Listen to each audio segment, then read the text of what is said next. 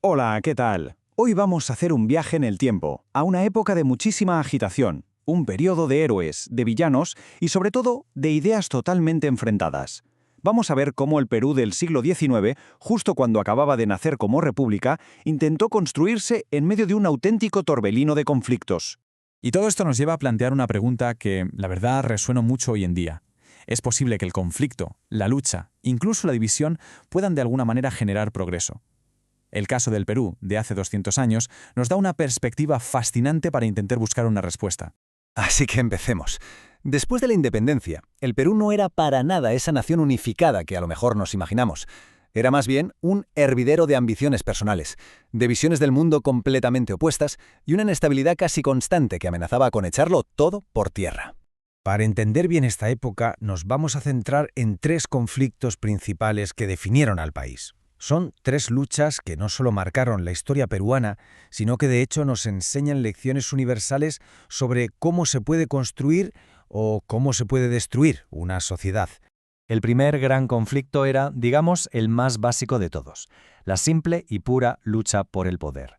En un estado tan joven, tan frágil, sin instituciones que fueran fuertes de verdad, el control estaba al alcance de quien tuviera la fuerza para tomarlo. Y así es como entramos en la era de los caudillos. Pero, a ver, ¿qué es exactamente un caudillo? Pues pensemos en figuras como Agustín Gamarra o Ramón Castilla. Ojo, no estamos hablando de políticos elegidos en unas elecciones, ¿eh? No, eran líderes militares con mucho carisma que usaban su influencia sobre el ejército para básicamente imponer su voluntad. El poder, como se ve, no se ganaba en las urnas, se ganaba en el campo de batalla.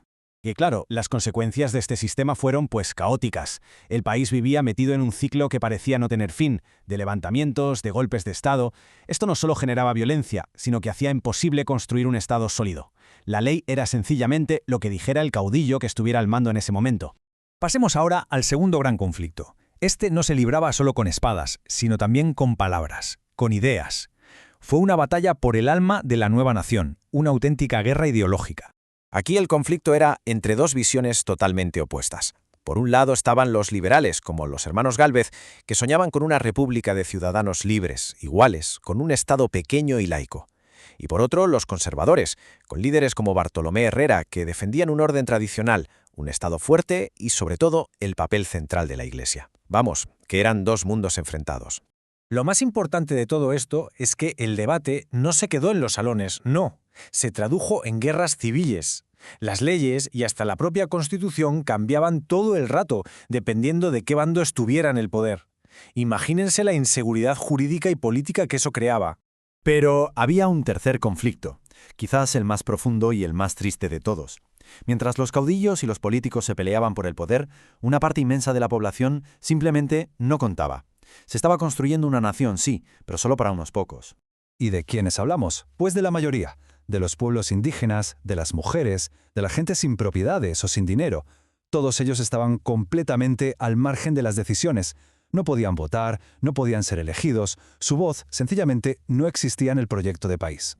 Hay una cita de la época que resume esta realidad de una forma brutal.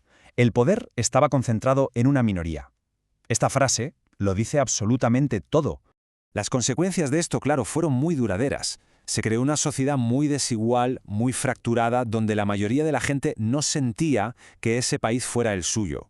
Y esto generó tensiones que, en muchos casos, siguen existiendo hoy. Entonces, ¿se puede aprender algo de todo este caos? ¿Surgió alguna solución? Bueno, pues la historia nos dice que sí. A través de décadas de inestabilidad, muy lentamente, empezaron a verse algunas lecciones cruciales.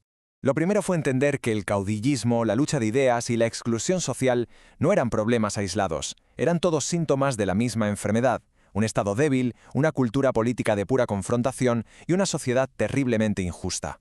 Aquí, en esta tabla, se ve la conexión de forma muy clara. Para el caos de los caudillos, la solución es fortalecer las instituciones. Para el enfrentamiento de ideas, ¿qué hace falta? Diálogo. Y para la exclusión de tanta gente, el único camino es la inclusión. Es como tener el diagnóstico y la cura en una sola imagen. De esas durísimas lecciones del siglo XIX, podemos sacar estos 4 principios fundamentales.